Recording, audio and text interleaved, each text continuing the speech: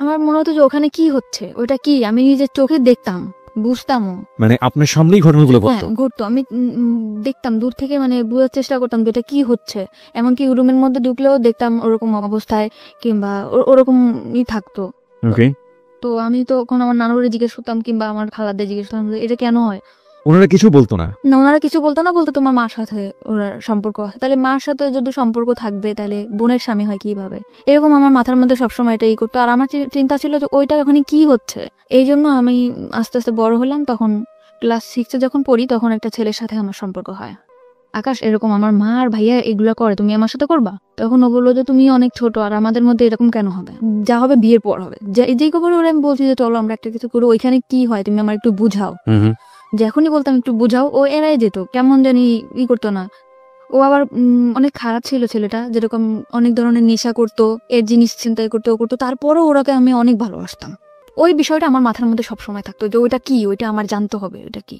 মানে বাবা মা এবং দুলা ভাইকে যে অবস্থায় দেখেছেন? দেখছি। তখন আমি আরেকটা ছেলের সাথে সম্পর্ক হয়, তার নাম হচ্ছে ইমরান। দোকানে, মানে ওর একটা দোকানে কাজ করতো। ওকে স্কুলে যাইতাম আসতাম, ওখানে ওর সাথে আমার রিলেশন হয়। এখন আমি ওকে বললাম যে একটা কিছু করি, তো বলতো কি যে বিয়ে করতে হবে। তাহলে আমি যদি বিয়ে করতে তা চলো, আমার সবসময় ধারণা ছিল যদি বিয়ের পরে এই জিনিসটা হয় তাহলে ইমরানটা আমি যেভাবে বিয়ে করব। প্রতিটি অপরাধ এবং ভুল দাঁড়িয়ে থাকে গোপন কিছু ঘটনার উপর। আমরা সেই গোপনকে আনতে চাই সবার সামনে। দূরত্ব ছিল এরকম যে আমার মারে ততটা বেশি পছন্দ করতাম না, কারণ তার একটা সমস্যা ছিল কি, সে আমার বোনের যে হাজবেন্ড ছিল তার সাথে একটা ফিজিক্যাল রিলেশন ছিল। মেমোরি নেই না, আমার ছোটবেলা থেকে কোনো মনে ছিল না। শুধু এটাই মনে পড়ে যে আমার মার সাথে আমার বেশি দূরত্ব ছিল একটা কারণেই। আপনার বোনের বিয়ে হয়েছিল মানে কত বছর বয়সে? বোনের বিয়ে হয়েছিল কত বছর বয়সে এটা বলতে পারবো না, কিন্তু ওর বিয়ে ছিল ক্লাস 3-তে থাকতে। ক্লাস 3-তে থাকতে আপনার বোনের বিয়ে হয়েছিল? মানে কিভাবে এটা পসিবল? আপনি কি জেনেছেন পুরো স্টোরিটা আমাদেরকে একটু বলেন তো। আমি পুরো ক্লিয়ার হয়েছে মানুষের কাছ থেকে যে আমার যে বোনের হাজবেন্ড ছিল ওনার সাথে আমার মায়ের একটা ফিজিক্যাল রিলেশন ছিল। এটা আপনি মানুষের কাছ থেকে শুনতেন? কার কার কাছ থেকে শুনতেন? এটা আমার নানুর কাছ থেকে শুনতাম, আচ্ছা, আমার খালাদের কাছ থেকে শুনতাম। আমরা তো আমার নানুদের ফ্যামিলিতে বড় হয়েছি, আমার দাদা বাড়ি বরিশাল। আপনার সামনে কিভাবে বলতো তারা? আমি জিজ্ঞাসা করতাম যে তার ভাইয়া এরকম কেন করে, মার ভাইয়া এরকম কেন করে। হ্যাঁ, তখন আমারে বলতো যে তোর ভাইয়ার সাথে তোর মার সম্পর্ক আছে, প্রেম আছে। এইগুলো কারা বলতো? আমার খালা বলতো, নানু বলতো, মামিরা বলতো, এরা বলতো। তখন আমি বলতাম যে প্রেম কি জিনিস, তখন আমি ছোট ছিলাম, আমি ততটা হয়তো বা বুঝতাম না। তো তখন আমি সবসময় চেষ্টা, যখন আপনি এগুলো শুনতেন, আপনি তো অনেক ছোট ছিলেন, আপনার ভেতরে ফিলটা কি হতো? আমার মনে হতো যে ওখানে কি হচ্ছে, ওইটা কি আমি নিজের চোখে দেখতাম, বুঝতামও। মানে আপনার সামনেই ঘটনাগুলো ঘটতো, আমি দেখতাম দূর থেকে, মানে বোঝার চেষ্টা করতাম যে এটা কি হচ্ছে। এমনকি রুমের মধ্যে ঢুকলেও দেখতাম ওরকম অবস্থায়, কিংবা ওরকমই থাকতো। তো আমি তখন আমার নানুরে জিজ্ঞেস করতাম, কিংবা আমার খালাদের জিজ্ঞেস করতাম এটা কেন হয়। ওনারা কিছু বলতো না? না, ওনারা কিছু বলতো না, বলতো তোমার মার সাথে ওরা সম্পর্ক আছে। তাহলে মার সাথে যদি সম্পর্ক থাকবে তাহলে বোনের স্বামী হয় কিভাবে, এরকম আমার মাথার মধ্যে সবসময় এটাই করতো। আর আমার চিন্তা ছিল যে ওইটা ওখানে কি হচ্ছে। এই জন্য আমি আস্তে আস্তে বড় হলাম, তখন ক্লাস 6-এ যখন পড়ি তখন একটা ছেলের সাথে আমার সম্পর্ক হয়। এগুলো নিয়ে আপনি আপনার মাকে কখনো জিজ্ঞেস করেন? মাকে কখনো জিজ্ঞাসা করিনি। আপনার মা কি জানতো যে আপনি এটা দেখছেন? হ্যাঁ, আমার মা জানতো আমি দেখছি, এবং আমার ফ্যামিলি সবাই জানতো, আমার বাবা, এভরিবডি নোজ ইট, সবাই জানতো। জানার পরেও বিষয়গুলো নিয়ে কোনো কথা হতো না, কোনো ধরনের কোনো ঝামেলা হতো না ফ্যামিলিতে? পুরো ফ্যামিলি তারপরেই ডিপেন্ড করতো। কার উপর? আমার দুলাভাইয়ের উপর। আপনার পুরো ফ্যামিলি এই ভদ্রলোকের উপর ডিপেন্ড করতো ইকোনমিক্যালি? জি। এবং এই জন্য কেউ কোনো কিছু বলতো না? না, কিছু বলতো। ডিপেন্ড করতো মানে কি ধরনের ডিপেন্ড করতো? টাকা পয়সা দিয়ে হেল্প করতো। আমাদের তো কোনো ভাই নেই, কাজের কোনো নাই, আব্বাও তো সেরকম বেশি কাজ করতে পারতো না, এই জন্য আমার ভাইয়াই সাহায্য। মানে আমার বাবা এটা জানতো? হ্যাঁ, আমার বাবাও জানতো। এবং জানার পরেও কখনো এগুলো নিয়ে কোনো ধরনের মনোমালিন্য, কোনো ধরনের ঝামেলা? আমি ততটা বুঝতাম না, বুঝতে পারতেন না। মাকে নিয়ে আপনার প্রাথমিক পর্যায়ের প্রথম মেমোরিটাই হচ্ছে এরকম একটা জিনিস আপনার চোখে পড়া। আজকের এই স্টোরিটা খুবই খুবই খুবই গুরুত্বপূর্ণ প্রিয় শ্রোতা, এবং যেটা হয়তো সমাজের অন্য কোনো লাখো মানুষের মধ্যে ওর গল্পটা মিলে যাবে না, কিন্তু একটা সন্তানের জন্য অনভিপ্রেত কোনো ঘটনা তার জীবনে কতটা ছাপ ফেলে এবং এটা শেষ পর্যন্ত কোথায় গিয়ে কি দাঁড়ায়, আমাদের সামাজিক মানসিকতার জায়গাতে আমরা যে সোশ্যাল সাইকিয়াট্রিক যে ব্যাপারগুলো আমাদের চারপাশে ঘটে যায় সেগুলো গণমাধ্যমে খুবই কম আসে। এবং এগুলো যে মানব জীবনে কতটা গুরুত্বপূর্ণ, নেগেটিভলি এগুলোর ইম্প্যাক্ট কতটা ভয়াবহ হতে পারে, কিংবা আদৌ একটা মানুষের জীবনে কতটা প্রভাব ফেলে, সেগুলো নিয়ে আজকের এই হ্যালো উইথ 920 অনেক দূর এগিয়ে যাবে। আমরা একটু ওকে জানার চেষ্টা করি আসলে। ওকে ফাইন, আপনি যেটা বলছেন যে ক্লাস 6-এ আপনি একটা ছেলের সাথে বা কোনো একটা, হ্যাঁ আমার মামার বন্ধু ছিল সে, হুম। তো আমি তার সাথে কথা বলতাম, সব ধরনের আর কি ফাজলামি করতাম। তখন আস্তে আস্তে বললো যে তোমার আমার খুব ভালো লাগে, তোমার আমার পছন্দ। আমি বলছি, ঠিক আছে। তখন আমিও আর কি ছিলাম যে ভালোবাসা কি জিনিস, ফার্স্ট টাইম 6-এ থাকতে এরকম আসছে, তখন আমিও এটার মধ্যে করলাম। তখন আমি ওরে বললাম কি, আমি আমার মার বিষয়টা ওরা শেয়ার করলাম যে আকাশ, ওর নাম ছিল আকাশ, আকাশ এরকম আমার মা আর ভাইয়া এগুলো করে, তুমি আমার সাথে করবা? তখন ও বললো যে তুমি অনেক ছোট, আর আমাদের মধ্যে এরকম কেন হবে, যা হবে বিয়ের পর হবে। যেই খবর ওরা আমি বলছি যে চলো আমরা একটা কিছু করবো, ওইখানে কি হয় তুমি আমার একটু বুঝাও। যখনই বলতাম একটু বুঝাও, ও এড়াই যেত, কেমন জানি করতো না। ও আবার অনেক খারাপ ছিল ছেলেটা, যেরকম অনেক ধরনের নেশা করতো, এর জিনিস ছিনতাই করতো, ও করতো। তারপরও ওরাকে আমি অনেক ভালোবাসতাম। তখন ফার্স্ট টাইম আমার লাইফে আসছে, আমি ওরা অনেক ভালোবাসতাম। পরে আমার মামার সাথে একটা দ্বন্দ্বের কারণে ও আর কি চলে গেছিল। আচ্ছা, তারপরে আমি আমাদের স্কুলে যাইতাম, ওই বিষয়টা আমার মাথার মধ্যে সবসময় থাকতো যে ওইটা কি, ওইটা আমার জানতে হবে, ওইটা কি। মানে বাবা মা এবং দুলা ভাইকে যে অবস্থায় দেখেছেন, দেখছি। তখন আমি আরেকটা ছেলের সাথে সম্পর্ক হয়, তার নাম হচ্ছে ইমরান। দোকানে মানে ওর একটা দোকানে কাজ করতো। ওকে স্কুলে যাইতাম আসতাম, ওখানে ওর সাথে আমার রিলেশন হয়। তখন আমি ওকে বললাম যে একটা কিছু করি, তা বলতো কি যে বিয়ে করতে হবে। তাহলে আমি যদি বিয়ে করতে তা চলো। আমার সবসময় ধারণা ছিল যদি বিয়ের পরে এই জিনিসটা হয় তাহলে ইমরানটা আমি যেভাবে বিয়ে করবো। একটু জাস্ট বোঝার জন্য, মানে আপনার ওই বিষয়টার প্রতি এক ধরনের কিউরিওসিটি গ্রো করে। সবসময় মাথার মধ্যে খেলতেছে যে ওইটা কি হচ্ছে, ওখানে কি হলো, আমি ওইটা চাই। আকাশ বললো যে বিয়ে না করে এটা করা যাবে না, এই জন্য আমি চিন্তা করলাম যে আমি এটা বিয়েই করবো, সে যেই ছেলেই হোক। বিয়ে জিনিসটাও কি আপনি বুঝতেন না? আপনি এই বিষয়টা মার সাথেও কখনো শেয়ার করেননি, বড় বোনের সাথেও কখনো শেয়ার করেননি? আমি কারোর সাথে শেয়ার করি নাই। কেন কারোর সাথে করেননি? আমি মার সাথেও কথা বলতাম না, বড় বোনের সাথেও কথা বলতাম না, খুব কম।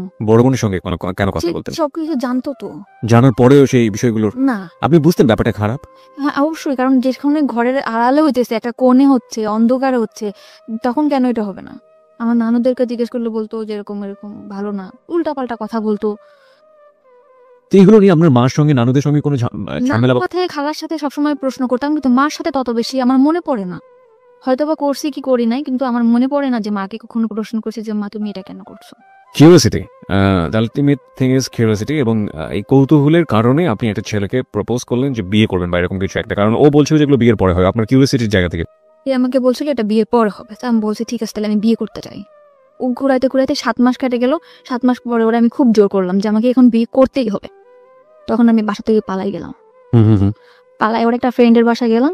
যাওয়ার পরে সে রাত্রের বেলা অনেক দূর ওর ফ্রেন্ডের বাসা, ওদের বাসাও আমাকে নেয় নাই। মানে ও বেশি বড় না, দুজন মানে 2 বছরের বড় ছোট এরকম হবে, আর তত বেশি ভালো কাজও করে না যে আমার চালাইতে পারবে। তারপরেও ফ্যামিলির মতে বিয়ে করছে আমার ওই যে। ওর সাথে আপনার বয়সের ডিফারেন্স কত ছিল? 2 বছর। মাত্র 2 বছরে? তখন আপনি ক্লাস 6-এ পড়েন, তার মানে আপনার বয়স যদি 11 হয়ে থাকে তাহলে ওর বয়স 13 থেকে 14 বছর। না, তখন আমি ক্লাস 8-এ পড়ি। তখন আপনি ক্লাস 8-এ পড়েন। ওকে, তার মানে আপনিও নাবালিকা এবং সেও নাবালক বলা যেতে পারে। তখন আপনার সে 2 বছরের বড় হলে ওর বয়স 16 বছরের মতো হবে, আপনার তখন 14-র মতো। ওকে, বলুন তারপরে আমাদের ওই রাত্রেবেলা আমি ওরে বললাম যে এখন তো কিছু করতে পারো, তা বলতেছে যে হ্যাঁ অবশ্যই করতে পারি। তখন আমাদের মধ্যে হলো, তখন আমি বুঝতে পারলাম যে এই জিনিসটা এইটাই, এটার মধ্যে তেমন কোনো কিছুই না, এইটাই। তখন আমি আমার মার প্রতি আমার তত আরো বেশি ক্ষোভ হলো, ঘৃণা হলো যে এই কাজটা তো হাজবেন্ড ওয়াইফ করতে পারে, তো আমার মা আর দুলাভাই কেন করবে।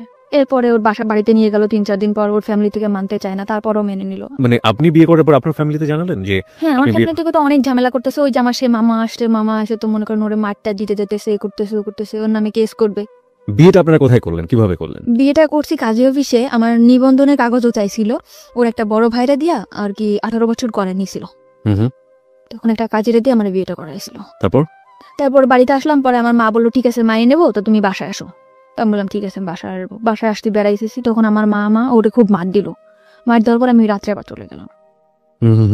রাত্রে চলে গেলাম ওর বাসায়, যে মারাদুর যখন করছে আমি বাসাতেই থাকবো, আমার বাসায় আমি আর আসবো না। আমার ফ্যামিলির সাথে টোটাল যোগাযোগ বন্ধ। হঠাৎ করে একদিন আকাশ আমার হাজবেন্ডের নাম্বারে ফোন দিছে যে আমি ওর মামা হয়ে কথা বলবো। আমার আকাশের প্রতি অনেক বেশি ভালোবাসা ছিল। আকাশ মানে তোমার ফার্স্ট লাভ? হ্যাঁ।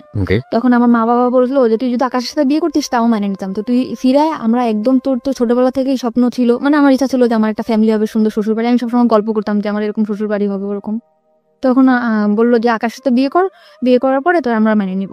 তখন আমি বললাম যে ঠিক আছে। ইমরানকে কিন্তু আমি সত্যি ভালোবাসতাম না, শুধু ওই বিষয়টা জানার জন্যই আমি তার বিয়ে করছিলাম। মানে শুধু কিউরিওসিটি নিবারণ করার জন্য। My goodness. ওকে। পরে আমি আকাশে বললাম ঠিক আছে আকাশ, আমি তোমার বিয়ে করবো, তুমি আমার বিয়ে করবা? তখন আমার মা ওরে শিখা দিলে যে বলো যে হ্যাঁ বিয়ে করবো। তখন বললো যে হ্যাঁ অবশ্যই তোমার বিয়ে করবো, তোমার আমি ভালোবাসি না। তখন আমি আমার বাড়িতে চলে আসলাম, আসার পরে তার 4 দিন পর ডিভোর্স করলাম ওরে। মানে ডিভোর্স করলেন আপনি নিজের ইচ্ছা? আমি নিজে ইচ্ছা ডিভোর্স। জাস্ট এই কথাটা বলাতে ফ্যামিলি থেকে যে আকাশের ব্যাপারটা হলে হতো, হ্যাঁ আপনি নিজে থেকে ডিভোর্স আমার করে দেন। বাবা সবাই বললো যে হ্যাঁ ঠিক। মা বাবা বলে নাই, বাবা কখনোই আমার কোনো কথার মধ্যে আসে নাই। মা বললো, বোন বললো যে ঠিক আছে ওর সাথে বিয়ে দেবো, তুই আয়। তখন আমি চলে আসলাম, আয়সা আমি বললাম ঠিক আছে আকাশের সাথে বিয়ে দাও। এখন আকাশের সাথে আমার বিয়ে দিতে চায় না। এখানে একটা বিষয় আপনাদেরকে একটু নোট করে প্রিয় শ্রোতা, আমাদের মানে পারিপার্শ্বিক এবং সামাজিক জায়গা থেকে সেক্সুয়াল এডুকেশন বা কি বলা যেতে পারে এটাকে, যৌন শিক্ষা আমরা যেটাকে বলি, সেটা প্রপারলি হয় না। এর কারণ আমাদের সোসাইটিতে এটাকে ট্যাবু মনে করা হয় এবং এটা একটা গোপন বিষয়। এটাকে নিয়ে কথাবার্তা বলা সন্তানদের সামনে কিংবা এই বিষয়টা নিয়ে এইভাবে ওপেনলি একটা কথা হতে পারে, এই বিষয়গুলো আমাদের সমাজের চোখে ভালোভাবে দেখা হয় না। কিন্তু কিউরিওসিটির জায়গাতে একজন নাবালিকা কিংবা একটা শিশু যদি এই বিষয়টি কোনোভাবেই ভুল ব্যাখ্যার শিকার হন কিংবা কিউরিওসিটির জায়গাতে তাকে যদি প্রপারলি এডুকেশনটা না দেয়া হয়, সেটা তার জীবনে আসলে কি হতে পারে সেটার একটা বেস্ট এক্সাম্পল হচ্ছে আমাদের আজকের এই পাখির জীবনের প্রথম পর্যায়ের একটা গল্প। শুধুমাত্র একটা অবৈধ সম্পর্ক, যেটা বোঝে না অবৈধ সেটাও সে বোঝে না, এরকম একটা সম্পর্ক দেখে তার ভেতরে কিউরিওসিটি হয়েছিল যে আসলে জিনিসটা কি, এটা আমি বুঝতে চাই, এবং তার জন্য সে বিয়ে করে ফেলেছে। না সে বিয়ে জানে, না সে শারীরিক কোনো সম্পর্ক জানে। আমি স্পেশালি থ্যাঙ্কস জানাই যে ইদানিং আমাদের শিক্ষাক্রমে ক্লাস 8-এর পাঠ্য বইয়ের পাশাপাশি এরকম বিশেষ করে সেক্সুয়াল এডুকেশনের জন্য একটি পাঠ্য বইয়ের ব্যবস্থা করা হয়েছে এবং যেখানে খুব সুন্দরভাবে বিষয়গুলোর ব্যাখ্যা দেওয়া হয়েছে শারীরিক জ্ঞান অর্জনের জন্য। কোনটা পজিটিভ কোনটা নেগেটিভ হলে কি ধরনের ক্ষতি হতে পারে এবং এটা কোন বয়সে গিয়ে কি করা উচিত। আমার মনে হয় এটা আমাদের বিশেষ করে এই ধরনের ঘটনা থেকে অনেকখানি বাচ্চাদেরকে দূরে রাখবে। তবে দিস ইজ রিয়েলি টাফ, কারণ যেই ব্যারিয়ারটা আমরা ভাঙার চেষ্টা করছি, এতদিন যে ধরনের একটা অবয়ের মধ্যে ছিলাম, এগুলো নিয়ে কথা বলা যায় না, এগুলো নিয়ে কথা বলা পাপ, এগুলো নিয়ে কথা বলা অন্যায়, এবং এই ধরনের ব্যাপারে ছেলেমেয়েদেরকে সামনে নিয়ে আসা, ছেলেমেয়েদের এই কিউরিওসিটিগুলো নিবারণ করা বা ওদের এইসব বিষয় কিউরিওসিটি দেখলে ওদেরকে দমিয়ে দেয়া, এই বিষয়গুলো মারাত্মক রকমভাবে টাফ করে দিবে আমাদের এই বিষয়টাকে। কিন্তু আমার মনে হয় যে যদি পজিটিভ কোনো রেজাল্ট আমরা পাই এবং পাওয়ার সম্ভাবনা যেহেতু আছে, সুতরাং এই জিনিসগুলোকে পজিটিভলি ছেলেমেয়েদের সামনে আনা উচিত। কোনটা ভালো কোনটা মন্দ সেটা তাদেরকে ক্লিয়ার করে বুঝিয়ে দেওয়া উচিত। নইলে গোপনে নিভৃতে এই ধরনের অসংখ্য ঘটনা সমাজে ঘটে যাচ্ছে যেগুলো আমরা কখনো ফোকাস করি না এবং অনেক সময় জীবনটাকে হেল করে দিতে পারে। বাই দ্য ওয়ে, আমরা ফিরছি আবার আপনার জীবনের গল্পে। তারপর আপনি ডিভোর্স করলেন এবং আপনাকে বললো যে না বিয়ে দেবে না। তখন আমার ফ্যামিলি থেকে বললো ওকে বিয়ে দেওয়ার মতো ছেলে হলো, ও এরকম খারাপ কাজ করে, চুরি করে, এটা করে ওটা করে, ওর সাথে বিয়ে দেবো না। তখন আমি বললাম যে তোমরা তো নিয়ে আসলে, আর আকাশও তো আমি অনেক ভালোবাসি। তখন আকাশে বললাম, আকাশ বললো তুমি আমার সাথে পালাই যাবা, মানে ফোনে বললো। তা আমি বলছি ঠিক আছে আমি তোমার সাথে পালাই যাবো। তো ওর সাথে আমি পালাই যাওয়ার জন্য পুরো প্রস্তুত। পরে আমি ওর সাথে পালাই গেছি। যাওয়ার পরে 3 দিন ওর একটা ফ্রেন্ডের বাসায় নিয়ে আমাকে রাখছে, বলছে যে বিয়ে করি নাই, বিয়ে করবো। তখন একটা কাগজ আমার কাছে নিয়ে আসছে, এনে বলতেছে এটা কোর্ট ম্যারেজ করতে হবে, তুমি এটার মধ্যে সাইন করো।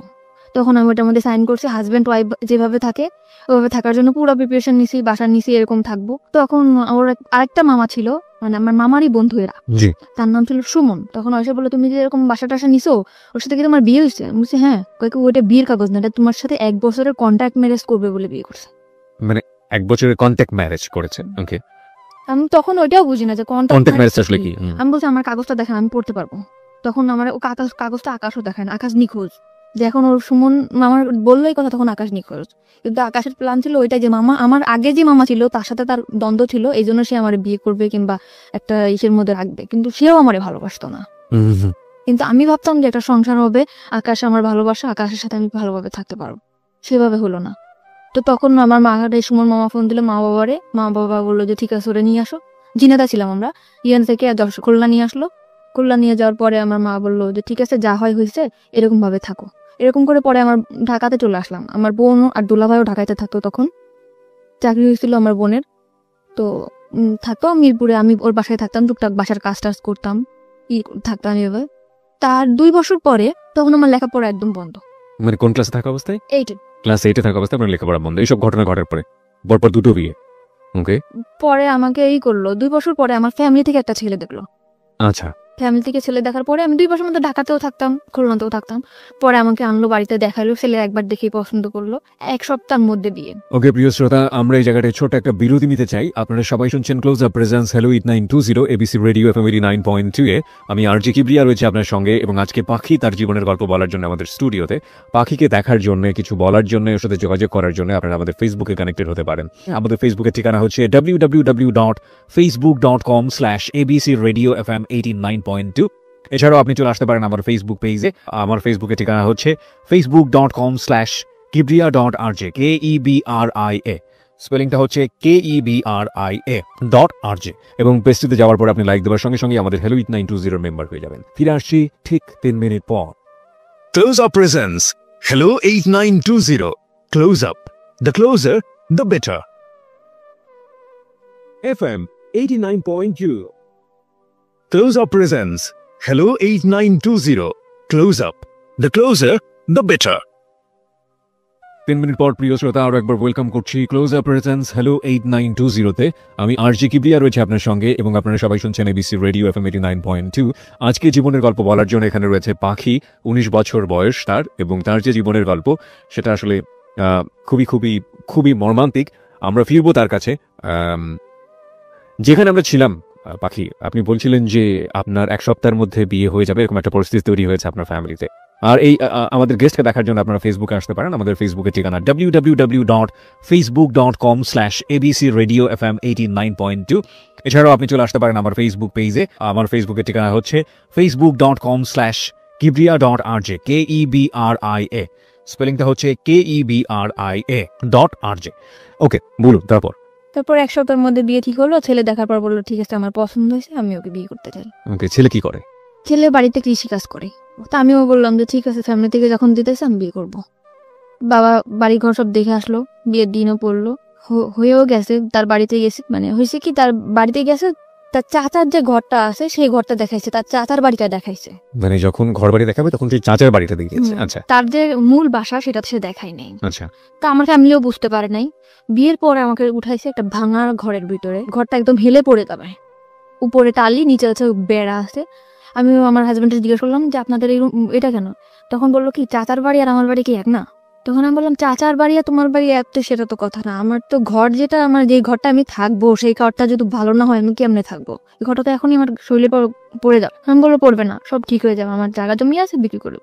তো তখন আমি মানে নিলাম চুপচাপ যে যা হোক হয়েছে, জীবনটা অনেক ভুল হয়েছে। আর আমি ম্যারিড পার্সন ছিলাম, সে আনম্যারিড ছেলে। এটা সে জানতো? তার কাছে বলা হয়েছে? তাকে কিন্তু বিয়ের আগে জিজ্ঞেস করা হয়েছে যে আপনি কি ম্যারিড পার্সন? সে বলছে যে না, আমি ম্যারিড পার্সন না। এবং আপনার সম্পর্কে বলা হয়েছে যে? আমি নিজে তাকে বলছি যে আমি দুটো বিয়ে করেছি, আমি এরকম রিলেশন করে 2টা বিয়ে করছি। এবং কি কারণে বিয়ে করেছি কারণটা বলেননি কখনো? তো বলছি যে আমি রিলেশন করে বিয়ে করছি, দুটো বিয়ে করেছি। হ্যাঁ, সেটা শুনেই আমার প্রতি হয়েছে যে বিয়ের সাথে কোনো ব্যাপার না, আপনারা দেখে আমার খুব ভালো লাগছে। ওকে। তারপর আমরা আমার বাবার বাড়ি বেড়াতে আসলাম। বেড়াতে আসার পরে এইভাবে দিন যায়। তারপরও আমি শহরে তো মানুষ হয়েছি, তারপরও আমি অনেক কিছু মিস করতাম, যে এই জিনিসটা নাই সংসারে, এই জিনিসটা নাই। অনেক কষ্টে দিন যেত আমার। তার আর কোনো ভাই বোন ছিল না, সে একটাই ছেলে। ওকে। এখন আস্তে আস্তে আমার হাজবেন্ডের মধ্যে দেখতাম পরিবর্তন। কি পরিবর্তন? সে ফোনে কথা বলে, গ্রামের ছেলে তাও ফোনে কথা। কি ব্যাপার, তুমি কার সাথে কথা বলো? বলি কথা। তারপর আমি জানতে পারলাম, অনেক ভাবে জানতে পারলাম, চেষ্টা করে প্রায় 2-3 মাস পর জানতে পারলাম সে আগে একটা বিয়ে করছিল। সে আমার কাছে মাপটা পেয়েছে যে আমি বিয়ে করছি, তুমি মাপ করে দাও, আমি তোমার বলতে পারি। আমি সে বিয়ের আগে তো আমি আপনাকে জিজ্ঞেস করছিলাম, আপনি আমাকে কেন বলেন নাই? ওকে। পরে বলতেছে তোমাকে আমার এত ভালো লাগছে যে তোমার কথা যদি আমি বলতাম তাহলে হয়তো তুমি বিয়েটা রাজি হতো না। আচ্ছা। তখন আমি বললাম যে ঠিক আছে, যা গেছে গেছে, আপনি ওর মেয়ের সাথে যোগাযোগ করেন না, আমি করবো না। ওকে। তারপরও মেয়েটার সাথে যোগাযোগ করে। তখন আমি বললাম খুলনাতেই রাখবো না, তোমাকে আমি নিয়ে চলে যাবো ঢাকাতেই। ঢাকা আসতে গেলে কিছু টাকা লাগবে। কিন্তু আমার বিয়ের মধ্যে কোনো কিছু দেয় নাই, শাড়ি গয়না যা দেওয়া লাগে, গয়নাঘাটে কিছু দেয় না, এমনি শাড়ি, চুড়ি, লিপস্টিক, এটা যা দেওয়া লাগে দিছে। এখন একটা রুলি দিছিল স্বর্ণের। তো আমি মারে বললাম যে মা, রুলিটা আমরা বেশ বন্ধক রাখি, এখন ক্যাশ টাকা তো আমার কাছে দিচ্ছে না, বন্ধক রাখা, আমি টাকাটা নিয়ে দিই, তুমি ও পরে চাকরি করে যখন টাকা ছাড়া যাবে তখন বললো যে ঠিক আছে চল বন্ধক রাখতে যাই। বন্ধক যখন রাখতে গেছি তখন আঙ্কেল আমারে বলে তুমি কি দুষ্টামি করতে আসছো আমার সাথে? কোন আঙ্কেল? মানে জুয়েলারির যে আঙ্কেল। ওকে। বলছি কেন আঙ্কেল? বলতেছে যে অবশ্যই, তুমি এটা এমনিটি স্বর্ণ রিয়াই না, তুমি বলতেছো এটা স্বর্ণের। আমি বলছি কেন, এটা আমার বিয়েতে দিছে, এটা কেন এমনিটি স্বর্ণ হবে? এটা স্বর্ণের পানিতে ধোয়া, এটা 6 মাস পর কালার যাবে। তখন আমি আমার হাজবেন্ডের ফোন দিলাম যে তুমি আমাদের মানে টাউন আছে, টাউনে আসো, তখন দোকানে নিয়ে গেলাম, যেটা কি এটা তো স্বর্ণের না। তো বলতেছে কে বলছে স্বর্ণের না, অন্য দোকানে চলো। তুমি কোন দোকানে যাবা? স্বর্ণপটির মধ্যে। পরে ওর যে দোকানে যাইতেছে সেই দোকানে একই কথা। তখন ও মানে ওর ঘাম বের হয়ে গেছে পুরা। পরে বলতেছে কি যে মাফ করে দাও, তোমার খুশি করার জন্য এটা করছে। তাও আমি মাফ করে দিছি ওরে। আমার ফ্যামিলি থেকে মোটে রাজি না যে এরকম এখন থেকে এই ছেলে এরকম করতেছে, তা ভবিষ্যতে সে কি করবে। তখন আমি তারপরও ঢাকাতে নিয়ে আসলাম, নিয়ে আমার বোনের কাছে রেখে গেলাম। ভাইয়া ওর একটা চাকরি দিতে, ওরা চাকরি দিল। ওর আগরাতে চাকরি হতে গেলে রক্তের গ্রুপ পরীক্ষা করতে হয়, গ্রুপ পরীক্ষা করাইলো, টাকা পয়সা যা লাগে সব ভাইয়া দিল, ম্যাচ ঠিক করে দিল। ভাইয়া মানে আপনার দুলা ভাই? সেই দুলা ভাই। ওকে। মানে আমাদের ফ্যামিলিতে সে খুব কেয়ার করে। তারপরে চাকরি দেওয়ার পরে চাকরি থাকলো আমার টাকা পয়সা দেয় না।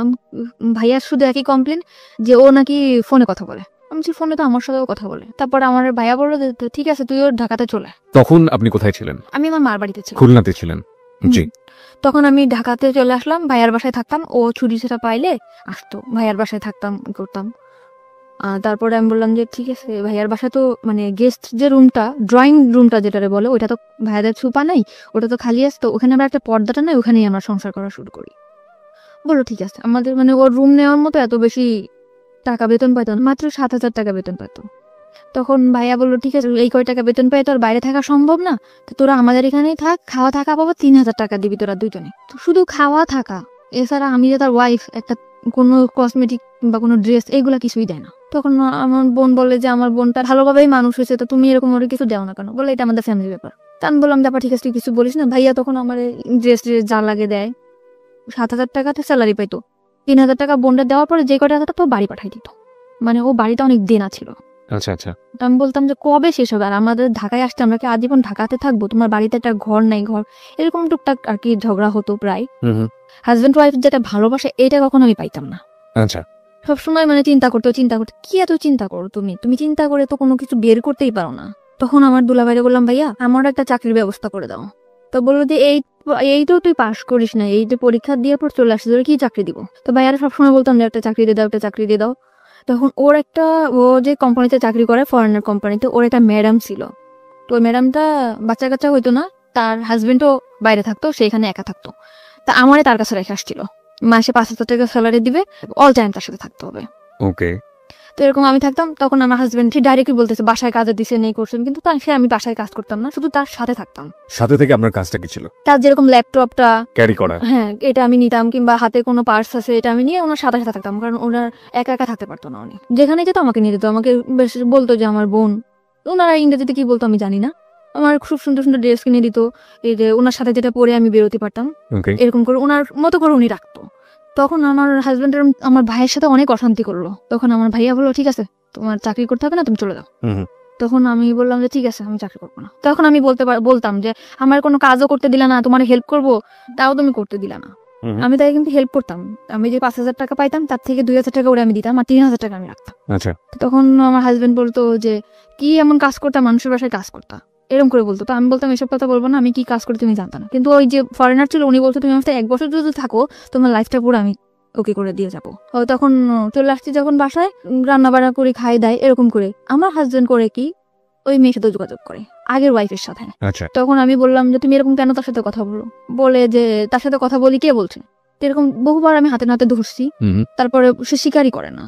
তারপরে আমার সাথে অনেক ঝামেলা করে, ঝগড়া করে, এই করে। পরে আমি বলছি যে তুমি যদি এরকম করে থাকো তার সাথে তুমি থাকো, আমার সাথে কোনো যোগাযোগের তার সাথে থাকো যাও। এক কথা বলার সাথে সে তার কাপড় চোপড় নিয়ে আমার ভাত থেকে নেমে চলে গেছে। যাওয়ার পরে একটা মেসেজ উঠছে, তখন আমি ফোন দিয়ে আমার ফোন রিসিভ করো না, বলে কি তুমি যদি আমার সাথে আসতে চাও তাহলে এখন আসো। আমি আমার ফ্যামিলির বললাম আমি কি করবো, তোমরা দেখে শুনে বিয়ে দিছো, সে প্রথম থেকে এরকম করতেছে, আমি কি করবো এখন? বলে তার সাথে তুমি কোথাও যাবো না, তুমি তোমার ভাইয়ের বাসায় থাকো। তখন আমি আমার ভাইয়ের কাছে বোনের কাছে থাকতে লাগলাম। আমার প্রথম 2-1 দিন 4-5 দিন 1 মাস 2 মাস ফোন দিছে, পরে আমার কোনো ফোন দিত না। ওকে। তখন আমার ভাইয়ার বলার পরে ভাইয়ার ইটফোর্স সিকিউরিটি সার্ভিসটা আছে, ওখানে যোগাযোগ করে আমার একটা চাকরি নিল লেডিস সিকিউরিটি গার্ডে। তারপরে ওখানে আমি চাকরি করলাম 1 বছর মতো। 1 বছরের মধ্যে আমি কারোর সাথে মিশতাম না। আমি অফিস বাসা অফিস, ঢাকার শহর, এই সময় হাজবেন্ডের সাথে কোনো সম্পর্ক নেই বা ডিভোর্স হয়নি? না।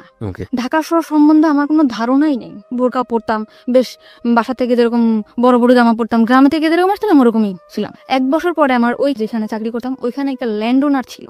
ল্যান্ড ওনার? ওখান থেকে আমার এসে অফার করে তার সাথে, মানে ওই বিল্ডিং এর ল্যান্ড ওনার? ওকে। ওই ল্যান্ড ওনার আমার প্রপোজ করে যে মানে বিভিন্নভাবে, তুমি দেখতে অনেক সুন্দর, তোমার লুকিংটা অনেক সেক্সি, তোমার দেখতে খুব ভালো লাগে। পরিচয়টা হলো কিভাবে? মানে উনি আসে যায়, আমি সালাম করি যে স্যার আসসালামু আলাইকুম, আবার লিফটটা আমি ধরে দেই, উনি উঠে, ল্যান্ড ওনার যেহেতু, আবার আসলে ওনার হাতে যদি কিছু থাকে ওটা আমি ক্যারি করি, তো এই জন্য উনি আমার মানে ডাকলো যে তুমি একটু উপরে আসো, 13 তলায় আসো। আমি গেছি জি স্যার। পরে বলতেছে তোমার লুকিংটা অনেক সুন্দর, তোমার আমার খুব ভালো লাগে, তুমি আমার সাথে করবা, একদম ডাইরেক্ট। তখন আমি বললাম স্যার আপনি কি বললেন, এটা আমি আপনার সম্মান করি, তারপর আপনি এভাবে বলতে পারেন না। বাই দ্য ওয়ে, এখানে একটু মানে মানে রিয়েলি রিয়েলি কনফিউজ।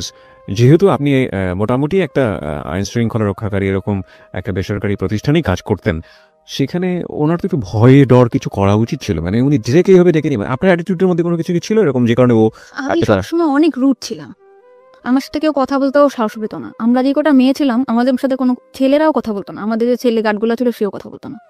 পরে আমি বললাম স্যার আপনি আর কি, জাস্ট তোমার আমি দেখলাম যে তুমি তোমার জায়গায় কেমন অনেস্ট। ওনার কথাটা অনেক তাড়াতাড়ি ফিরাই নিল। তখন বললো কি যে আমার এখানে চাকরি করো, এখানে তো অনেক 13 তলা বিল্ডিং, অনেক ভালো ভালো লোকেরা আসে, তো তুমি কি কি করো না করো এই জন্য। তা দেখলাম ভালো, তুমি থাকতে পারবা এখানে, 1 বছর হয়েছে, আমি চাই যতদিন এখানে আছে তুমি থাকো। তখন আমি বললাম যে স্যার ঠিক আছে। তখন সে ল্যান্ড ওনার, তার উপর আমি কিছু বলতেও পারি না। তখন আমার যে জুন কমান্ডার ছিল তাকে আমি বললাম স্যার এরকম ভাবে আমার প্রপোজ করছে। কয় তোমার তো কপাল খুলে গেছে। সে কি মেল ছিল না ফিমেল ছিল? ছেলে ছিল। ছেলে, ওকে। তো তুমি যদি একটু সময় তার সাথে করো, আমি তখন ব্যাপারটা যে কি ব্যাপার, আমি এখানে ঢাকা শহরে কাজ করতে আসছি। তখন আমি স্যারে বললাম স্যার আমি যদি কাজ করেই খাবো তাহলে আমি যদি ওরকম করেই খাবো তাহলে তো আমার কাজ করার দরকার আসে না। এখানে আমি আমার শ্রম বিক্রি করতে আসছি, আমার শরীর না। তখন আমি তাকে এই কথাটা যখন বললাম সে আমার পড়ানোর রাগিয়ে গেল যে তোমার জন্য আমাদের এই পোস্টটা থাকবে না। পোস্টে থাকবে না? হ্যাঁ, এই কথা বলার পর আমি ওখান থেকে চলে আসলাম আমাদের হেড অফিসে। উনি আমার নামে কমপ্লেন করলো, আমার যে জুন কমান্ডার স্যার উনি এরকম ডিউটি ভালো করে না, এই জন্য ওর নামে কমপ্লেন হয়েছে, ল্যান্ড ওনার কমপ্লেন দিয়েছে, আপনি ওকে ডাকেন অফিসে। আমাকে স্যার ফোন দিল। আমি ভর্তি হওয়ার পরে কখন আর অফিসে যাই নাই, ওই ফার্স্ট টাইম। ওকে। খুব ভয় পাচ্ছি আমি, স্যার আপনি আমাকে কেন ডাকছেন? কি আমি জানি কি হয়েছে না হয়েছে। আমি পরে স্যারের বললাম যে স্যার আপনি আমার বাবার বয়স এরকম এরকম ব্যাপার। কি মা তাহলে তোমার ওখানে যাওয়া ঠিক হবে না, তুমি রিজার্ভে থাকো। রিজার্ভ? হ্যাঁ। ওকে। যে বিভিন্ন জায়গায় যেরকম সোনারগাঁ, রেডিসন এরকম যেরকম পার্টি টাটি হয়, এখানে ডিউটি করলে তুমি ডিউটি করো। ওকে। এমনি সময় বাসায় থাকবা, তোমার স্যালারি 6,000 টাকা, 9,500 টাকা স্যালারি পাইতাম, ওখান থেকে 6,000 টাকা চলে আসছে। ওকে। ওখানে বিভিন্ন ছেলেদের সাথে ডিউটি করতে হতো, আমি ওখান থেকেই খারাপ হয়ে গেলাম। মানে রিজার্ভে যাওয়ার পরে আপনি মানে হাউ ইট হ্যাপেন, মানে খারাপ হয়ে গেলাম বললে আপনি তো বুঝবেন না কিভাবে কি ঘটনাগুলো ঘটেছে। মানে একটা ছেলের সাথে মিশতাম, অমুক জায়গায় ডিউটি করতে হবে, আমাদের দুইজনের, একটা ছেলে একটা মেয়ে। কত কথা হয় না, কথা হইতে হইতে হইতে হইতে ওরা বলে যে আমরা এরকম ড্রিঙ্কস করি, আমরা অনেক মজা থাকি, তুমি কি এমন ড্রেস পরো, বোরকা পরো কেন, এখন কি মেয়েরা বোরকা পরে কিনা। আর আমার মধ্যেও না ওরকম একটা চঞ্চলতা কাজ করতো, আমিও চাইতাম যে না এদের সাথে খোলামেলা ভাবে থাক। এর ভিতরে এরকম থাকতে থাকতে আমাদের বাড়ির পাশে একটা বাড়ি ছিল, বাড়িটার নাম নাই, মানে আমাদের থেকে অনেক ভালো অবস্থা। ছেলেটা দেখতে শুনতে অনেক সুন্দর ছিল, সে যে আমার মতো একটা মেয়ে প্রপোজ করবে আমি ভাবতে পারিনি। আমি এর মধ্যে বাড়িতে গেছিলাম একবার, পহেলা বৈশাখে বাড়িতে গেছি। সে আমাকে ডাইরেক্ট বললো যে পাখি তোমার খুব ভালো লাগে, তোমার বিয়ের আগে থেকেই ভালো লাগে, তোমার সাথে আমি ফ্রেন্ডশিপ করতে পারি। আমি বললাম যে ঠিক আছে করতে পারো। তখন আমিও চাইছিলাম যে একটা মানুষ আমার জীবন থাকো। এরকম করতে করতে না তার সাথে আমার ফোনে, সে থাকতো খুলনাতে, আমি থাকতাম ঢাকাতে, ফোনে রিচার্জ করে দিতাম। আমি চাকরি করতাম, ফোনে রিচার্জ করে দিতাম 50 টাকা 100 টাকা, কোনো গেঞ্জি যা পারতাম কিনে রাখতাম ওর জন্য। ও খুশি হতো, আমার অনেক বেশি মানে আমার কথা দিয়া বলায় রাখতো। আমি এখন যেটা বুঝি যে না আমার কথা দিয়া বলায় রাখে, মানে বিভিন্ন রকম কথা বলতো। আমাকে কখনো একটা সুতাও কিনে দিত না, কিন্তু আমি চিন্তা করতাম যে ওরে কি পরলে ভাল লাগবে, কি করলে ভাল লাগবে, এটা করতাম। যেমন প্যান্ট, শার্ট, টি শার্ট, ঘড়ি এগুলো কিনতাম, বিভিন্ন উপর টাকা দিতাম। আমি আর যে 6,000 টাকা থেকে মানে অল্প কিছু, ধরুন 200-500, তখন ওইটাই আমার কাছে বেশি ছিল, ওরকম দিতাম। ও নিত, ও চাইতো। পরে ও মাস্টার্স কমপ্লিট করলো, তখন আমি বললাম যে তুমি ঢাকাতে আসবা, বললো হ্যাঁ ঢাকাতে আসবো। ঢাকাতে আসলো ফ্রেন্ডের বাসায়, আমরা ঢাকায় দেখা করলাম, কথা বললাম অনেক। ও সবসময় বলতো তোমার আমি বিয়ে করবো, যে আগে থেকে আমার পড়াশোনাটা কমপ্লিট হোক। ছেলেটা অনেক সুন্দর ছিল। মানে ও তো বিবাহিত ছিল না? বিবাহিত ছিল না, একদম বিবাহিত ছিল না। আপনি সম্পর্কে সব জানতো? হ্যাঁ, আমার বাড়ির পাশে সব জেনে শুনে আমার দিকে আগাইছিল। ওকে। কিসে পড়তো ছেলেটা? তখন মাস্টার্স করতেছে। মাস্টার্স করছে, আর আপনি দিকে ক্লাস 10ও পাস করেন? না। ওকে, ঠিক আছে। তখন আমার হয়তো ওটা আবেগ ছিল, আমি বুঝতাম না যে ও যেরকম আমার দিকে আগাইছে। আমি ভাবতাম মনে হয় সত্যি সত্যি ও আমার ভালোবাসে। এখানে একটা বিষয় একটু নোট করছি প্রিয় শ্রোতা, আজকের স্টোরিটা এতটাই বেশি সেন্সিটিভ, আমাদের সামাজিকতার জায়গা থেকে আজকের অতিথির পুরো ফেসটুকু আমরা ফেসবুকে দেখাতে পারবো না, কিন্তু একজন মাস্টার্স পড়ুয়া একটা ছেলে একটা ক্লাস 8 পড়ুয়া একটা মেয়ের প্রতি এফেক্টেড হতে পারে কি কারণে, কতটুকু সৌন্দর্য একজন মেয়ের মধ্যে থাকলে এ ধরনের ঘটনা ঘটতে পারে, ততটুকুই সুন্দর ও আসলে, এবং অ্যাবসলিউটলি শি ইজ বিউটিফুল। কিন্তু আমরা আমাদের গল্পের জায়গাটা থেকে আমরা পারছি না ওর পুরো মুখ অবয়বটা আপনাদেরকে দেখাতে। চলুন আমরা আবারও ওর কাছে ফিরি। হ্যাঁ বলুন তারপর। কিন্তু আমি সবসময় চাইতাম যে আমার ছোট্ট একটা সংসার হোক। আমি আবারও স্বপ্ন দেখতে শুরু করলাম যে আমার লাইফে যা গেছে গেছে, ও হয়তো বা আমার এই সুন্দর একটা সংসার দিতে পারবে। বাই দ্য ওয়ে, আপনি যখন এটা বলছিলেন যে আপনি আপনার ছেলে কলেজের সাথে মিশে বিভিন্ন পার্টিতে দায়িত্ব করতেন, ওই সময়গুলো থেকে আপনি ওদের সাথে মিশে ড্রিঙ্কস না তখন আমি এগুলো ওরা করতো, আমি আর কি ভাবতাম যে আসলে আমি একটু করবো, এই করবো, মানে ভালো লাগতো। তারপর চিন্তা করতাম না, বোনের বাসায় থাকি, ভয় পেতাম, কিছু করতাম না। তো তখন নাজিমের সাথে আসতে, মানে আমার সাথে রিলেশন ছিল, তার নাম ছিল নাজিম। তখন ও বললো যে ঠিক আছে আমি তোমার বিয়ে করবো। আবার স্বপ্ন দেখতে শুরু করলাম যে আমার ছোট একটা সংসার হবে। আমরা অনেক প্ল্যানিং করলাম যে আমাদের একটা মেয়ে বেবি হবে, এরকম বাসা নিব, তুমি তো এরকম সুন্দর, আমাদের বেবিটাও হয়তো, অনেকভাবে প্ল্যান করলাম। পরে আস্তে আস্তে দেখি কি ও ফোনে আমার সাথে তত সময় দেয় না, ফোনে ততটা সময় দিচ্ছে না। কিন্তু ও তো আপনার সম্পর্কে সমস্ত কিছু জানতো, বিশেষ করে দুটো বিয়ে হয়েছে আপনার, এরকম ভাবে আপনি সংসারও করেছেন এবং আমার ফ্যামিলি অবস্থা সব জানতো। ও কি শুধুমাত্র আপনার সঙ্গে প্রেমের সম্পর্কই ছিল নাকি আলাদা এক ধরনের ইন্টেনশন ছিল, ফিজিক্যাল রিলেশন, কোনো ধরনের কোনো ইন্টেনশন ছিল না? ওকে বলুন তারপর। আমি ফোনে টাকা ঢুকাই দেই, ও ফোনে কথা বলে অন্য মেয়ের সাথে। তা আমি ওর ফোনে টাকা ঢুকাই দিলেও আমি ওর ফোনটা রিসিভ করতাম না, কারণ আমি যে কোম্পানিতে চাকরি করতাম ওখান থেকে ফোন আমাকে দেওয়া হয়েছিল, মানে ওখান থেকে আমি ফোন করলে বিল পাইতো। ওকে, তো ওই ফোনটাতে আমি ওকে ফোন করতাম অল টাইম, কখনো ওর ফোন আমি রিসিভ করি নাই। চিন্তা করতাম বেকার, কি করবে, ওরা আমি টাকা দিই, ও বন্ধু বান্ধব আমার ফোন দিত, যে বলতো জানি আজকে না আমার ফ্রেন্ডের সাথে আমার পার্টি দিতে হবে, আমার কটা টাকা দিবা, 500 টাকা দাও না।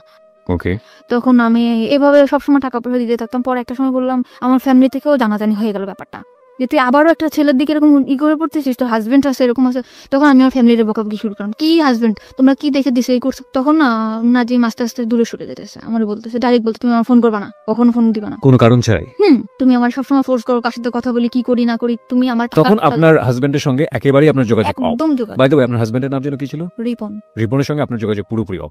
Something beyond entertainment, welcome. জি বলুন তারপর। তো রিপনের সাথে কোনোভাবে যোগাযোগ নেই, মানে আমার হাজবেন্ড কোনো যোগাযোগ করে না, কিছু না।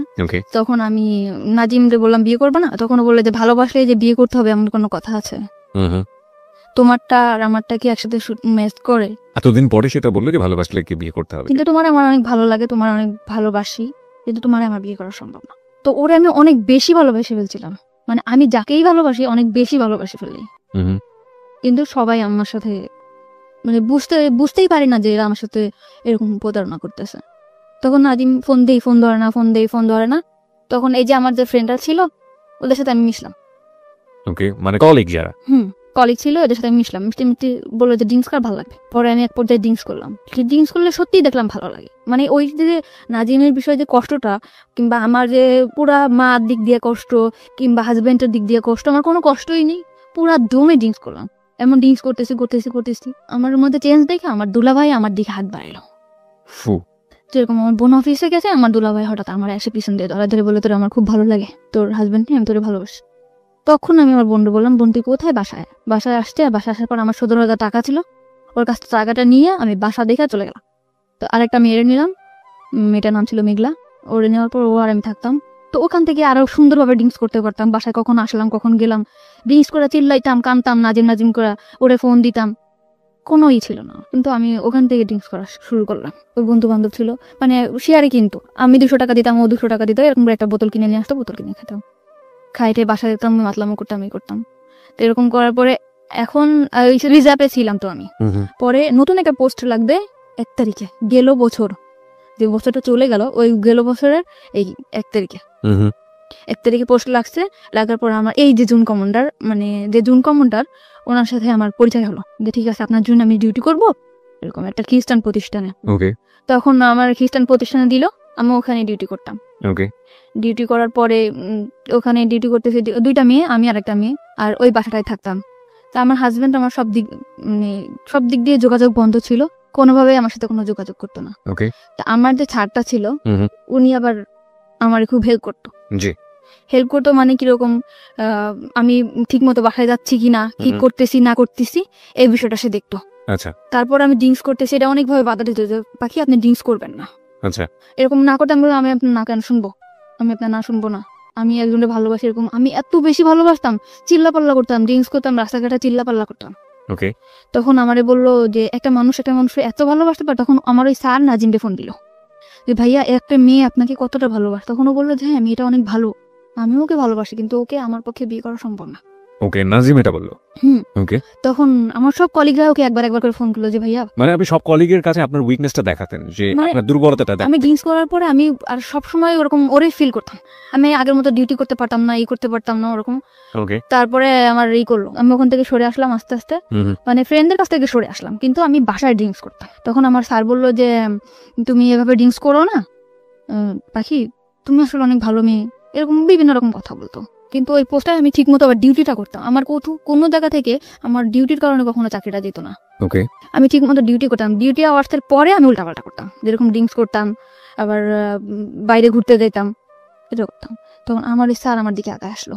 কিভাবে আগে আসলো, বললো যে তোমার মতো ভালো যদি আমার ওয়াইফ আমারে বাসতো, তাহলে আমার মনে পুরো পৃথিবীটা ওরে দিয়ে দিতাম। এই ধরনের কথা বলতো। মানে তার ওয়াইফের প্রতি অনেক ধরনের দুর্বলতা আমাকে দেখাইতো। মানে তার ওয়াইফ তার দিক দিয়ে পারফেক্ট না, সে তাকে ভালোবাসে না, সে তাকে কোনোভাবে সুখ দিতে পারে না, সে তার ছেলের দিকে যত্ন নেয় না, সে তার সংসারে কোনোভাবেই মানে মন নেই, এরকম। তখন আমি বললাম এসব কথা আমারে বলেন কেন? তখন আমার মনের মধ্যে কিন্তু নাজিমই আছে। সে মানে অফিস আওয়ার পরে আমার নিয়ে ঘুরতে যেত, আমিও যেতাম, আমার ড্রিঙ্কস করে যেত, ঘুরতে যেত, করতো। তখন আমি খুশি ছিলাম, ভালোই ছিলাম। তারপরে না হইলো, ওনার ওয়াইফ যখন বাড়িতে গেছে, তখন আমি আর উনি একদিন ড্রিঙ্কস করছি। উনি ড্রিঙ্কস করলে কোনো প্রবলেম হয় না, কিন্তু আমি ড্রিঙ্কস করার পরে আমি মানে পুরো অ্যাবনর্মাল হয়ে যায়। তখন আমি চিন্তা করতাম, মানে আমার সেন্সই থাকতো না। কিন্তু ওই নাজিমকে কল করতাম, নাজিমকে কল করে এটা করতাম ওটা করতাম, উল্টাপাল্টা চিল্লাপাল্লা করতাম। তো ওনার ওয়াইফ যখন বাড়িতে গেছে, ওনার বাসায় আমাকে নিয়ে গেছে। এটা কি আপনি জানতেন আগে থেকে যে ওনার বাড়িতে আছে? তা আমি কিছু জানতাম না। আমরা কিন্তু কুড়িল বিশ্বরের একটা বার আছে, ওখানে থেকে ড্রিঙ্কসটা বাইরে এনে ড্রিঙ্কস করছি, এটা জায়গায় বসে ড্রিঙ্কস করার পর আমি অ্যাবনর্মাল হয়ে গেছি। পরে উনি ওনার বাসায় আমাকে নিয়ে গেছে। নিয়ে যাওয়ার পরে সত্যি কথা আমার সেন্স ছিল না তখন, হয়তোবা আমাদের মধ্যে ফিজিক্যাল কোনো রিলেশন আছে, হয়তোবা মানে কি আমি শিওর। ওকে, আপনি পরবর্তীতে শিওর হয়েছেন? ওকে, হয়েছে। তার মানে ড্রিঙ্কস করার অনেক রাত্রেবেলা আমার মানে সেন্স একদম, আমি এখানে স্যার, আমি এখানে কেন? তখন বলতেছে কি যে তোমার আমার খুব ভালো লাগে, তোমার সবকিছু পারফেক্ট, আমার ওয়াইফের থেকে তুমি অনেক বেটার, এরকম করে বললো। তখন আমি খুব কাঁদতেছি যে আপনি এটা কি করলেন, আপনার সাথে আমার এটা কেন হলো, এরকম করে। তখন মাইনে নিছি, নেওয়ার পরে না তখন চাকরিটা বাঁচানোর ভয়, তখন ভয় পেতাম কি হয়তো বা চাকরিটা থাকবে না। চাকরি না থাকার ভয়টা কেন ছিল? মানে চাকরি করতাম, এটা তো কোনো সরকারি চাকরি না, এটা যখন তখন চলে যেতে পারে। আপনি যার কথা বলছেন উনি চাইলে আপনার চাকরি ডিসমিস করে দিতে পারেন। হ্যাঁ, একজন জুন কমান্ডার ছিল, সে চাইলে চাকরি ডিসমিস করতে পারতো। কারণ ফার্স্ট যেখানে চাকরি করতাম উনি কিন্তু তখন আমার নামে কমপ্লেইন করার পরে আমার চাকরিটা ওখান থেকে যাওয়ার পরে আমি রিজার্ভে আসছিলাম। ওকে, সো আপনার এই ভয়টা কাজ করতো? হ্যাঁ, এই ভয়টা কাজ করতো, এই যে আমার যদি কোনোভাবে চাকরিটা না যেত। তারপর এরকম যে আমার বিভিন্ন জায়গায় ঘুরতে নিয়ে যেত, বিভিন্ন জিনিস গিফট করতো, কিনে দিত। আপনি এগ্রি করে গেলেন? হ্যাঁ, আমি এগ্রি করে গেলাম যে নাজিমের অ্যাবসেন্টটা কিন্তু সে ঢুকে পড়ছে আমার লাইফে। এত দ্রুত মানে কি বেশ কিছুদিন হয়েছে, 4 মাস এরকম। সে এরকম একটা মানুষ যে সে কিভাবে যেন আমার ক্যাশ করে ফেললো। আর তারা আমি কিন্তু ফার্স্ট টাইমে বলতাম যে আপনার আমি কখনো ভালোবাসবো না। আমি তারা আরো বলতাম যে আপনার ওয়াইফ আছে না, এরকম এরকম জিনিস গিফট করবেন, এইভাবে করো। সে অনেক ওয়াইফকে কিভাবে কনভিন্স করতো? হ্যাঁ, সে তার ওয়াইফকে কিন্তু অনেক চেষ্টা করতো, কিন্তু তার ওয়াইফ সেরকম ধরনের ছিল না। অ্যাকর্ডিং টু হিজ ল্যাঙ্গুয়েজ, মানে তার ভাষ্য অনুযায়ী। ওকে, তার কথা অনুযায়ী সে এরকম ছিল না, সে পারফেক্ট ছিল না, ঠিক আছে। তারপরে এরকম আমার তখনও আপনার আগের হাজবেন্ডের সঙ্গে আপনার না, আমার ডিভোর্স হয় নাই। আমার আগের হাজবেন্ডের সাথে আমার ডিভোর্স ছিলই না। আমার হাজবেন্ডের সাথে আমার কোনো যোগাযোগও ছিল না। তারপরে এই করছে, এরকম আসতে যেত আমার ডিউটি আওয়ার্সের পরে, তার সাথে আমরা একসাথে ঘুরতে যেতাম, খাইতাম, ঠিক আছে, এরকম ভাবে ছিল। সে এরকম আস্তে আস্তে আমার একদম অনেক কাছে চলে আসলো। সে মনে করেন আমার ডিউটি আওয়ার্সের পরে আমার না দেখলে পাগল হয়ে যেত, যেমনি হোক আমার বোঝাতো। সে চলে আসতো, কোথায় চলে আসতো? অফিসের ওখানে চলে আসতো, আইসা আমার নিয়ে বাসায় নামায় দিয়ে আসতো। যেহেতু সে একজন অফিসার এবং তার আন্ডারে তো অনেক এমপ্লয়ি কাজ করে, বাকি সবাই বুঝতো না ব্যাপারটা, এবং তার জন্য এটা প্রেস্টিজিয়াস না? দূরে থাকতো অফিস থেকে, মনে করেন এখান থেকে 10-5 মিনিট হাইটে যাওয়া লাগবে, এরকম এতটা দূরে থাকতো সে আমার রিক্সায় যাইতে কষ্ট হবে দেখে সে রেগুলার, একটা ভাঙা রোড ছিল, ওই ভাঙা রোডের রেগুলার আমার জন্য বাইক নিয়ে দাঁড়ায় থাকতো। ওকে ওকে ওখান থেকে আমাকে নিয়ে ওখানে নামাই দিয়ে আসতো। নামাই দিয়ে আসতে আসতে এরকম রেগুলার দিয়ে আসতো। তারপরে আমি বুঝলাম যে আসলে সে আমাকে অনেক ভালোবাসে, ওকে অনেক ভালোবাসে। তারপরে আমি আস্তে আস্তে ওনার প্রতি দুর্বল হলাম। তখন আমি দেখলাম যে না, তার ওয়াইফ তার প্রতি না, তখন আমি তার প্রতি দুর্বল হলাম।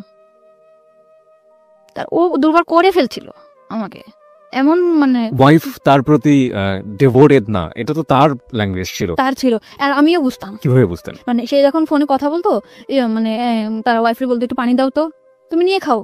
এটা আপনি ফোনে শুনতে পাতেন? হ্যাঁ, এটা আমি শুনতে পেতাম। তুমি নাও কিংবা এদিকে আসো তো, মানে আমি just শুনতাম। তার ফ্যামিলি সম্পর্কে আপনি কতটুকু জানতেন? শুধু ওই ওয়াইফের বদনামই জানতেন নাকি আরো অন্য কিছু জানতেন? না, ওয়াইফের ওইটুকু জানতাম। তার ফ্যামিলিটা অনেক বেশি ভালো ছিল। কিরকম? সে তার রুমে সে অনেক দিক দিয়ে তার ওয়াইফের সুখে রাখছিল, কিন্তু সে যে তার ওয়াইফ, সে কখনো মনে করতো না যে আমার হাজবেন্ডের সুখে আমি সুখী। সে মনে করতো তার সুখই তার সুখ, হাজবেন্ডের যে একটা জিনিস, এই জিনিসটা যে আমার, সে এটা ভাবতো না। এটা তো তার ভাষ্য অনুযায়ী, আপনি তো তার পরিবারের মধ্যে ঢোকেননি। কখনো আমি তার এভাবে যেয়ে দেখি না, দেখেন নাই, সে তার যেভাবে বলেছে আপনি সেটা সেভাবে বোঝার চেষ্টা করেছেন। এভাবেই। ওকে ওকে। তারপরে এরকম কয়েক মাস গেল, যাওয়ার পরে তখন এই কয়েক মাসের মধ্যে আপনারা কি কি করছেন? হ্যাং আউট করছেন, বাইরে ঘুরে বেড়াচ্ছেন, ডেট করছেন, রুম ডেট করছেন? জি কন্টিনিউয়াসলি? জি, কন্টিনিউয়াসলি। একবারের জন্য মনে হয়নি যে অন্যায় করছেন? অন্যায় ফার্স্টে মনে হয়েছিল, পরে মনে হলো যে না, আমার লাইফটা কি, আমার তো ওই নোংরা জায়গা থেকে উঠাই নিয়ে আসছে। আমি যে ড্রিঙ্কস করতাম, আজে বাজে ছেলেদের সাথে আমি মিশতাম, আমি যে খারাপ হি অলসো ড্রিঙ্কস, সে কিন্তু আমার জন্য ড্রিঙ্কস করতো, সে কিন্তু ফার্স্টে করতো না। মানে আপনাকে এখানে থেকে নিয়ে আসার জন্য যে কোনো ভাবেই হোক না কেন, আপনার যে রাস্তায় আছেন সে রাস্তায় আগে পা দিয়েছে, তারপর ওখান থেকে সরে আসার চেষ্টা। আমাকে বিভিন্ন ছেলেদের সাথে আমি মিশতাম, বিভিন্ন ছেলেদের সাথে আমি ভালো কোনো ড্রেস পরতাম না, যেরকম জিন্স টপস এগুলো পরতাম। ওকে, জিন্স টপস। ওকে, এইগুলা থেকে সে আমার বাই করছে, ভালো ভালো ড্রেস কিনে দিছে, বড় বড় হাতার জামা বানায় দিছে, যে এগুলা পরো না, খারাপ বলবে মানুষ। মানে আমার মধ্যে একটা চেঞ্জ আনছে সে। আমি যেরকম আগে রাস্তায় বেরোলে মনে হতো যে না, এই ছেলের সাথে দুষ্টামি করবো, কথা বলবো, এরকম আমার আর মনে হয় না। বাই দ্য ওয়ে, আমার একটা প্রশ্ন আছে। ছেলেটা যদি আপনাকে এতটাই ভালোবাসবে, তাহলে প্রথম দিন নিয়ে গিয়ে কেন এই ধরনের শারীরিক সম্পর্ক করলো? সে তো অন্যভাবে আপনাকে প্রপোজ করতে পারতো। এটা হয়তো তারও ইচ্ছে ছিল না, এটা আমি আসলে জানি না। কখন আপনি তাকে জিজ্ঞেস করেছেন পরবর্তীতে, তুমি আমাকে যেহেতু লাভই করো, তাহলে কেন এটা করলে? করছিলাম। আপনি তাকে বাধ্য করেছেন অ্যাকর্ডিং টু হিজ ভয়েস, মানে সে এটা বলেছে? সে বলেছে তুমি আমাকে বাধ্য করছো, আমি একটা পুরুষ মানুষ, আমি কন্ট্রোল হয়ে গেছি। বাধ্য করেছে বলেন? আপনার অ্যাটিটিউডের মধ্যে এগুলো ছিল? হ্যাঁ, আমি হয়তো বা কিছু করছি, কিন্তু এটা আমার, বললাম না, আমার তখনও সেন্স নাই। আমি you are not in sense. Okay, তারপর? ঠিক আছে, এরকম বলার পর তখন আমি একটা বাসা নিলাম। বাসা নিলেন মানে ওই বাসাটা ছেড়ে দিলাম। আমি আগে যে বাসাটা থাকতাম ওই বাসাটা ছেড়ে বেশ দিলাম। কয়েকজন ফ্রেন্ড মিলে থাক। হ্যাঁ, তখন আমি আলাদা একা একটা বাসা নিলাম। একটা বাসা কি ওর সিদ্ধান্ত অনুসারে নিলেন নাকি আপনি একা একা নিজে নিলেন?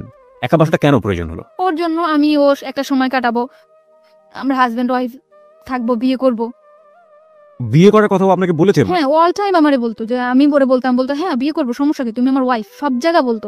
ওর কখনো ভয় থাকতো না যে না, আমি একটা জায়গায় বলবো আমার ওয়াইফ, কখনো আমার নিয়ে ঘৃণা করতো না। ও বলতো যে তোমার আমি একটা পচা নর্দমা থেকে ওটা নিয়ে আসি, তুমি আমার কাছে একটা পবিত্র।